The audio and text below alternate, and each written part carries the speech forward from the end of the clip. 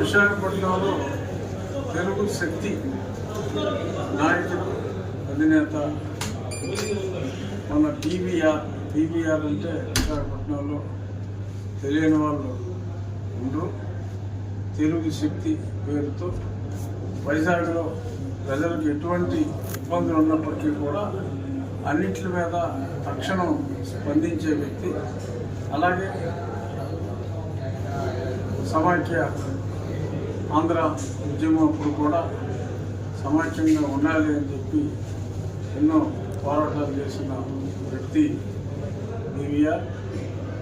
ఎటువంటి సమస్యలు ఉన్నా ఢిల్లీ దాకా వచ్చి అక్కడ రాష్ట్రపతి కార్యాలయం, ప్రధాన కార్యాలయం శ్రమను పోకుండా రాష్ట్రంలో ఉన్న సమస్యలన్నింటిపైన కూడా మరి గత ప్రభుత్వం ఉన్నప్పుడు కూడా అక్కడ అప్పుడు జరిగిన అక్రమాలు అన్నింటి మీద కూడా ఢిల్లీలో కూడా గలవెత్తిన వ్యక్తి మన టీవీఆర్. ఈరోజు టీవీఆర్ జన్మదినం.